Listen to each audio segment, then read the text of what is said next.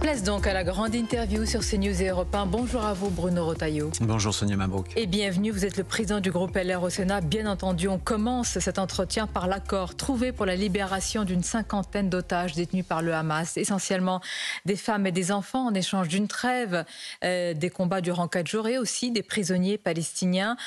On a appris tout à l'heure, ce sont les informations d'Europe 1, qu'il pourrait y avoir parmi ces otages 3 ou 4 Français, probablement des mineurs. La ministre des Affaires étrangères espère que ce soit le cas. Ce serait évidemment un énorme soulagement ce matin. Ah, ça serait une très très bonne nouvelle. Cet accord est une bonne nouvelle puisqu'il y a 50 otages qui vont être libérés. Mais vous savez que ces otages sont parfois des mineurs, bien sûr, très jeunes. Un otage américain à 3 ans.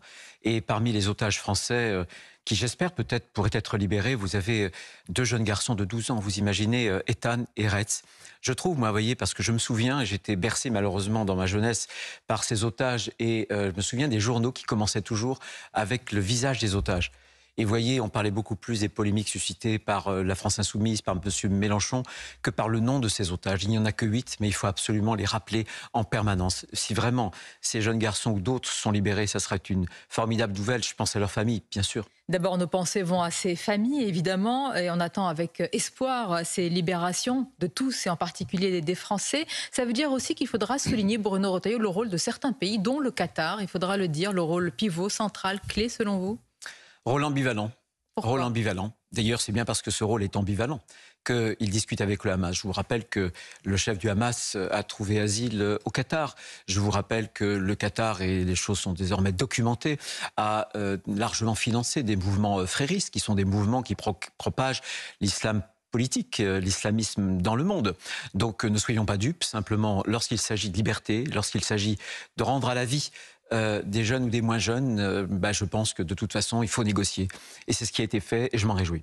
On va attendre évidemment que cet accord soit effectif sur le terrain. Dans le cadre de l'enquête suite à l'attaque barbare de Crépol, il y a eu, Bruno Retailleau, 9 interpellations, dont vraisemblablement l'auteur des coups mortels sur le jeune Thomas. Hier, à l'Assemblée nationale, Gérald Darmanin a d'abord rappelé l'ignominie de ce qui s'est passé, mais il a aussi appelé à éviter de rajouter, dit-il, de l'indignité à un drame qui touche la nation. Éric Dupond-Moretti accuse une partie de la classe politique de récupération, comme pour la petite Lola. Que répondez-vous à cela?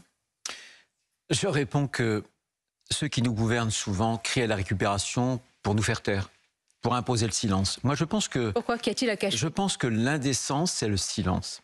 Je pense qu'il ne faut rien cacher. D'ailleurs, vous savez, les Français ne sont pas dupes. Les Français voient bien cet ensauvagement, cette barbarie. Cette jeune femme de 29 ans violée dans la Manche, à Cherbourg, dans des conditions horribles. Ce jeune garçon à Nîmes, 10 ans. Ces dizaines de règlements de compte à Marseille, etc., etc. Et donc on n'en peut plus. Et là, à quoi a-t-on assisté? C'est la France ensauvagée qui a fait un raid sanglant dans la France tranquille.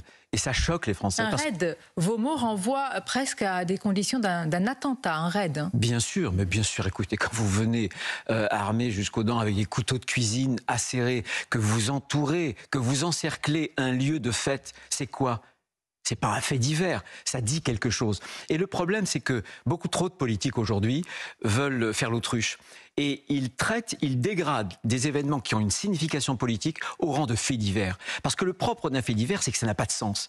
Ben si, tout prend sens, tout prend sens. Et le propre de l'homme politique, c'est de donner du sens pour pouvoir, en posant le bon diagnostic, avoir les bons remèdes. Alors essayons de le poser, vous l'avez déjà fait, mais allons plus loin, parce que ce qui ressort de certaines réactions, Bruno Retailleau, comme celle d'Éric Zemmour ou de Marion Maréchal, c'est qu'il s'agit d'attaques pour s'en prendre, en tous les cas selon leur analyse, à des blancs. C'est-à-dire qu'il y aurait une attaque et un racisme anti-blanc. Il y a eu un témoignage, précisons que ce sont des témoignages. Est-ce que vous partagez cette conclusion? J'ai lu en tout cas ce témoignage, donc ce racisme anti-blanc, il existe. Il ne faut pas le nier. Maintenant, ce que je veux dire comme responsable public, c'est que il faut arrêter avec le laxisme judiciaire. Moi, j'appelle depuis longtemps à une révolution judiciaire. Pourquoi? Parce que, bien sûr, une refonte totale. Pourquoi? Tout simplement parce qu'on a une justice des mineurs qui n'est plus du tout adaptée à la violence des mineurs. Ce que je voudrais, moi, par exemple, c'est des courtes peines. Ce que je voudrais, c'est des peines minimales. Ce que je voudrais, c'est qu'on abaisse la majorité pénale à 16 ans, l'excuse de minorité à 14 ans. Si on ne se dote pas de ces armes-là, mais on est fichu. Mais Bruno, je vous pose une question. Est-ce que vous êtes convaincu que les magistrats suivraient tout cela? Non, non. D'ailleurs, j'ai été un des premiers à critiquer le syndicat de la magistrature, qui désormais s'est politisé, contrairement au statut du magistrat. L'ordonnance de 59, l'article 10. Vous vous rendez compte qu'au moment où le garde des Sceaux envoyait aux magistrats une circulaire, notamment pour punir ceux qui étaient fauteurs de troubles dans les manifestations, eux envoyaient une contre-circulaire qui était une sorte de guide pratique de l'impunité. Et ils ont manifesté le 23 septembre. Avec la France insoumise. Mais ce que je veux dire, c'est que sans doute qu'il y a une partie des magistrats qui sont politisés. C'est terrible. Mais les hommes politiques en France, et notamment ce gouvernement, se laissent aller au laxisme judiciaire. Je vais vous donner un ou deux exemples. À Nantes, il y a quelques mois, un policier est traîné par une voiture avec un refus d'obtempérer. C'était un mineur. Vous savez de quoi il écope? De 35 heures de travail d'intérêt général. Donc on laisse les mineurs monter, si j'ose dire, dans l'échelle des délits, jusque parfois des crimes.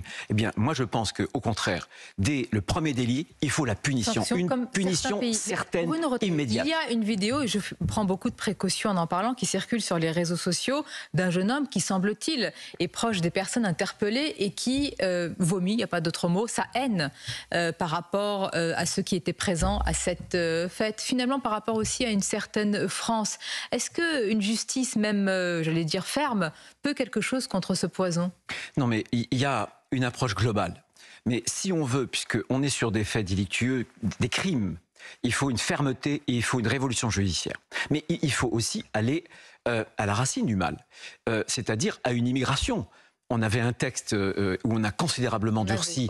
Pourquoi vous en parlez au passé? Au Sénat. Là, vous savez qu'il va être détricoté à l'Assemblée. Non, parce qu'on l'a examiné il y a 15 jours. Maintenant, il est à l'Assemblée. Il nous reviendra. J'en parle au passé parce qu'il nous a quittés. C'est normal pour faire la navette à l'Assemblée nationale. Mais on voit bien qu'on a aujourd'hui 1,5 million d'immigrés. Et en plus des immigrés qui ne veulent plus s'intégrer. Et aussi, je dois dire, une France qui doute d'elle-même. Est-ce qu'aujourd'hui, les Français croient suffisamment en eux-mêmes? Est-ce que la France croit suffisamment en elle-même, en ce qu'elle est, pour se poser en modèle? Monsieur Retailleau, et les politiques, par exemple, regarde ce qui s'est passé quand même, et ça doit interpeller ceux qui nous écoutent et nous regardent. Jean-Luc Mélenchon a réagi, mais il a réagi à l'agression raciste, semble-t-il. Ça prend cette direction d'un jardinier. Aucun mot de compassion pour la famille de Thomas. Mais il faut bien le dire, à l'inverse, l'ensemble des partis de droite et à la droite de la droite n'a pas réagi à cette agression-là. Est-ce que tout le monde est sommé de choisir son camp aujourd'hui dans ce pays?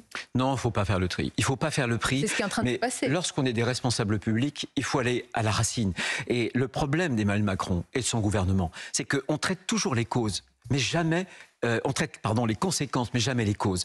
Et encore une fois, trop d'immigration, eh bien, c'est facteur de désordre, d'insécurité et de partition, de risque de communautarisme. Alors pourquoi avez-vous... Donc il faut traiter la justice, mettre fin au laxisme judiciaire, mais aussi l'aspect migratoire, parce qu'on n'arrive plus à assimiler, à intégrer aujourd'hui. Et pourtant, vous avez trouvé un compromis sur le projet de loi immigration de l'exécutif. Expliquez-nous, je ne comprends pas. Il n'y a pas de compromis. Nous avons refait le texte, voyez. Le texte est arrivé avec 27 articles.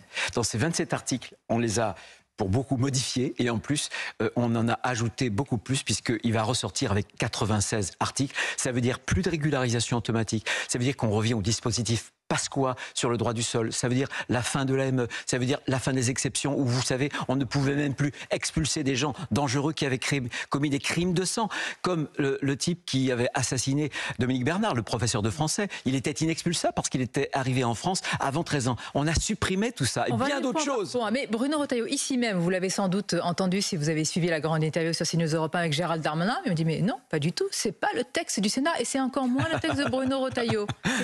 C'est ce qui est normal. Écoutez, on l'a battu. Donc la réaction d'un homme politique qui a un peu de culot, c'est de dire, il faut feindre d'organiser les événements lorsqu'on les subit, c'est tout. Donc il a sauvé la face en disant « mais je suis très content ». Sauf que c'est notre texte. Voilà. Et la preuve, la meilleure preuve, c'est que M. Sacha Houlié va le détricoter en commission des lois et ensuite dans l'hémicycle dans quelques jours. Alors preuve contre preuve, parce que dans votre même parti, si je puis dire, Olivier Marleix n'est pas du tout sur la même ligne. Lui, il est opposé à toute forme même de discussion, d'aboutissement à un texte, parce qu'il il est sur une ligne totalement opposée à l'exécutif et ne veut pas de compromis. Vous le comprenez ? Non, mais je comprends très bien pourquoi. Parce que Olivier est à la tête d'un groupe qui est dans l'opposition. Donc avec ses seules troupes, il ne peut pas imprimer la marque. Ce qui est normal, mais François Mitterrand disait quand on est dans l'opposition, on s'oppose. Moi, je suis à la tête d'un groupe qui est majoritaire. Et moi, j'ai une responsabilité auprès des Français. Quand on a la majorité, quand on peut faire passer des convictions, quand on peut être utile à son pays, on doit l'être. On ne doit pas se réfugier dans des postures politiciennes. Moi, ce que je veux d'abord, c'est mettre fin... Posture politicienne. Bien, mais pas pour ce qui concerne. Ce serait une posture politicienne pour moi, qui suis patron d'une majorité, de ne pas utiliser ce pouvoir, ce levier pour faire passer mes convictions, pour que la France demain aille mieux. Ça sert à quoi de crier contre le désordre migratoire, le chaos migratoire, quand on a les moyens, les leviers pour régler les choses et de ne pas le faire? Mais qui décide? Quelle est la ligne chez les LR? Est-ce qu'il y en a autant que de personnalités? Mais notre ligne, elle a été très clairement exprimée. Nous avons déposé il y a 6 mois avec Éric Ciotti, Olivier Marleix, 2 textes, une loi ordinaire et une loi constitutionnelle qui va être discutée. La loi ordinaire, 95% de ce qu'on a mis dans cette loi ordinaire, on l'a retenu, on l'a voté au Sénat. Voilà, c'est ça la réalité. C'est une ligne et nous l'avons appliquée parce que nous pensons que c'est bon pour la France. Alors éclairez-nous sur certains points, parce qu'ici même, à cette place, hier, le député communiste Fabien Roussel a parlé d'un texte inhumain avec la suppression de l'AME. Ou plutôt a-t-il fini par préciser, Bruno Retailleau, que c'est un panier de soins très réduit pour les personnes immigrées. Il s'est inquiété en cas de forte pandémie, épidémie. D'ici à une épidémie et qu'on ne soigne pas les personnes qui sont venues, alors on laisse tout cela se propager. Sonia Mabrouk, y avait-il avant 99, l'année où est instituée pour 2000, l'AME, par la gauche, y avait-il des pandémies en France? Ben non. Nous sommes le seul pays européen qui pratique l'AME. Généreux pour le panier de soins, quasiment équivalent à ceux qui cotisent à la sécurité sociale. Y a-t-il en Allemagne, en Suède, des pandémies? Bien sûr que non. La réalité, c'est que nous, la gratuité des soins pour les clandestins, c'est une pompe aspirante. Les Français n'en peuvent plus. Pourquoi est-ce que les Danois, je vous pose cette question, les Danois, les sociodémocrates, les socialistes, ont repris en main de façon très ferme, très brutale la politique migratoire? Ils sont de gauche. Pour sauver leur modèle de protection sociale. Parce que entre les frontières et la protection sociale, il faut choisir. Les Américains, d'ailleurs, sont un pays d'immigration, mais ils n'ont pas de protection sociale. Nous, c'est l'inverse. Donc, encore une fois, il faut faire attention. Et nous ne voulons pas avoir des pompes aspirantes. Nous l'avons fait aussi sur le regroupement familial. Nous l'avons fait aussi pour les étudiants. Nous l'avons fait sur énormément de critères pour que désormais, la France ne se classe pas dans la tête des pays européens en disant « venez chez nous, on est accueillant ». Non. On ne doit plus être accueillant parce qu'il y a trop d'immigration. La France, justement, je voudrais qu'on conclue sur l'état de notre pays pour parler, on a parlé de différents sujets importants, dont l'attaque de Crépol. La droite, plus largement, Bruno Retailleau, crie à la décivilisation. La gauche crie à la récupération. Et on a l'impression qu'au milieu, l'autorité est perdue en rase campagne. Cette crise de l'autorité, comment la résoudre aujourd'hui ? La crise de l'autorité, elle se résoudra dans le temps, elle se résoudra dans les familles. On a encore du temps. Je suis d'accord pour responsabiliser les familles lorsque des familles ne suivent pas leurs enfants, qui ne sont pas assidus à l'école. Je pense que l'autorité, c'est l'État. L'autorité, c'est l'État. Et aujourd'hui, on a un État faible, un État qui est laxiste. Gérald Darmanin dit pour Crépol, c'est une faillite collective. Il y a quelques semaines, je recevais Gérard Larcher qui me dit on a tous failli de manière générale. Écoutez, il y en a qui ont beaucoup plus failli que d'autres. Moi, je me souviens, par exemple, sur les expulsions du temps de Nicolas Sarkozy, c'était 3 fois plus qu'aujourd'hui. Et les peines planchées avaient été instituées aussi par la droite.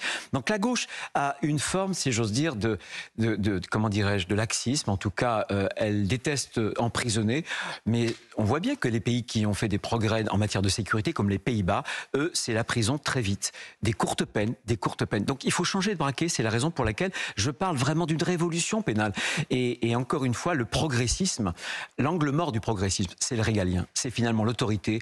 Le progressisme, c'est un monde de bisounours. C'est un monde de bisounours, il ne faut pas punir parce que les gens seraient bons par nature. Non, la nature humaine, malheureusement, a du bon, mais a du mal aussi. Et il faut sévir au premier délit parce que sinon, c'est une pente glissante et c'est toute la société qui en subit les conséquences. Je voudrais conclure par ce sujet, c'est ce que vous avez vu hier, puisque les images des massacres du 7 octobre ont également été diffusées au Sénat, après l'Assemblée, puis après avoir été diffusées à certains journalistes. La question n'est pas ce que vous avez ressenti face à cela, c'est est-ce que ces massacres peuvent être un jour diffusés à un plus large public maintenant que vous les avez vus vous-même? Je ne peux pas le dire. J'ai horreur des films d'épouvante, vous voyez. Donc pour moi, c'était une vraie épreuve, 52 minutes. Mais je voulais regarder la réalité ensemble, en face. Et ce qui m'a le plus choqué, c'est la jouissance des terroristes à faire du mal. Et je me suis dit qu'aujourd'hui, la civilisation, il y a les smartphones, c'est une civilisation qui offre des biens, des services, une technologie très avancée, mais l'âme humaine, finalement, n'a pas progressé. L'âme humaine n'a pas progressé. Et cette part de mal, elle est préoccupante et pose vraiment un problème en tant que civilisation. Et la civilisation, elle est là, justement, pour faire en sorte que ces instincts animaux soient bridés. Donc je pense que la culture, la civilisation, il faut absolument les faire progresser. Et c'est chacun qui peut le faire progresser. C'est aussi ensemble. Et la France, qui est une grande nation culturelle, je pense, œuvre aussi pour que notre civilisation, à nous, puisse progresser. Mais ces images sont épouvantables et j'ai acquis une certitude. C'est qu'il ne peut pas y avoir de paix avec le Hamas. Il peut pas y avoir, on ne peut pas transiger, en tout cas avec l'islamisme. C'est pas possible, c'est pas possible. Mais on peut conclure un accord avec le Hamas pour les otages. Provisoirement, mais on devra l'éradiquer, comme on doit essayer d'éradiquer tous ces mouvements qui veulent notre mort, qui veulent en réalité la destruction de notre civilisation. Merci Bruno Retailleau, c'était votre grande interview ce matin et bonne journée.